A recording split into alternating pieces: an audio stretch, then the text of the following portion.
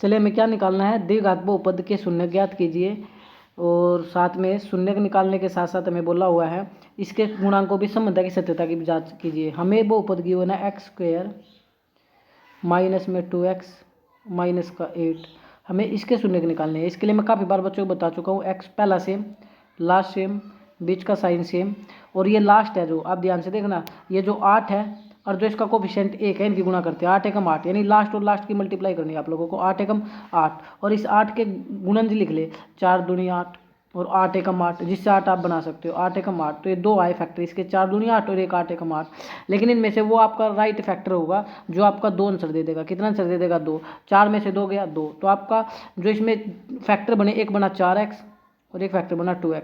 क्या बना? 2x। अब ये 4 में से 2 गया, घटाने से आया, घटाने के लिए एक माइनस और एक क्या चाहिए हमेशा? प्लस। पहले 2 में कॉमन लो, लास्ट 2 में कॉमन लो।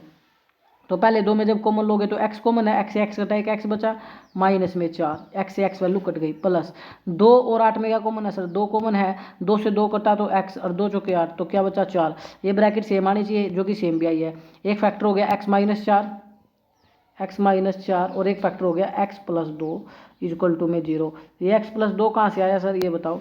देखो भाई, ये हो गया x माइनस 4, ये हो गया, और एक इससे पहले वाला ये रहा x और एक ये रहा प्लस 2। इस प्रकार से ये हमने लिया है x प्लस 2 बराबर 0। जब रिलेशन मल्टीप्लाई होता है तो ध्यान देना, रिलेशन मल्टीप्लाई होता है इक्वल में 0 आ जाती है, और x माइनस 4 ये भी किसके बराबर हो जाएगा? 0, और x प्लस 2 ये भी किसके बराबर हो जाएगा? 0। तो ये माइनस का 4 उधर जाकर हो जाएगा प्लस का, और ये ध्यान देंगे प्लस का उधर जाकर हो जाएगा माइनस का।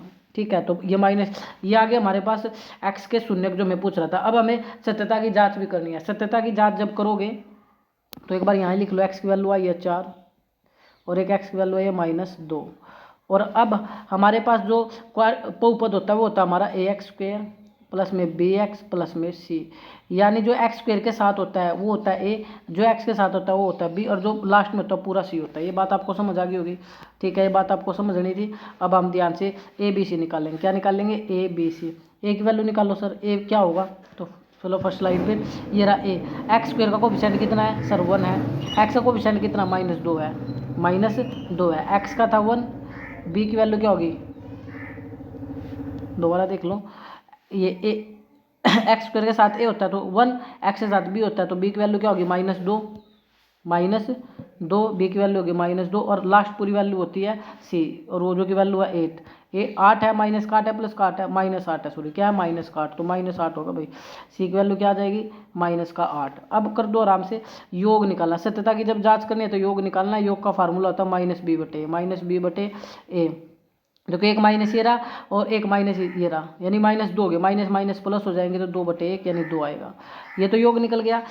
किससे? फार्मूले से। एक योग निकालो इन दोनों को जोड़कर, जो x था आप लोगों का, एक बार योग यहाँ से निकालो, इन दोनों को जोड़ लो, 4 प्लस में -2। अब बच्चा जानता है सर, प्लस माइनस तो क्या होंगे? माइनस, तो 4 में से 2 गया 2, तो c का योग की वैल्यू यहाँ भी 2 है, यहाँ भी 2 है, तो आपका ठीक है। अब निकालना पड़ेगा आपको गुणनफल। क्या निकालना पड़ेगा? गुणनफल।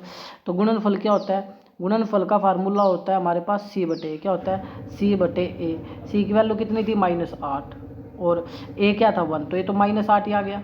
ये तो हमने फार्मूले से निकाल लिया, और एक बार किससे निकाल लो? देखो c की वैल्यू कितनी थी? -8, a की वैल्यू कितनी थी? 1, तो -8/1 -8। एक बार तो हमने फार्मूले से निकाल लिया, एक बार जो शून्य निकले थे उनकी गुणा कर दो, 4 -2 की, 4 और -2 की मल्टीप्लाई कर दो, 4 गुणा -2, तो 4 दूनी 8 यानी -8। सिंपल। तो ये क्या हो गया? दोनों गुणनफल दोनों इक्वल आ गए, तो सत्यता की जांच हो चुकी है, या रिलेशनशिप आपके सामने आ चुका है। रिलेशनशिप में क्या करते हैं? एक बार तो शून्य को लेकर के जमा योग प्लस कर देते हैं, एक बार गुणनफल गुणा कर देते हैं, और एक बार गुणा किससे कर देंगे? फार्मूले से, और एक बार योग किससे कर देंगे? फार्मूले से। अगर ये इक्वल आ जाते हैं तो आपकी रिलेशनशिप वेरीफाई हो जाता है। जय हिंद, जय भारत।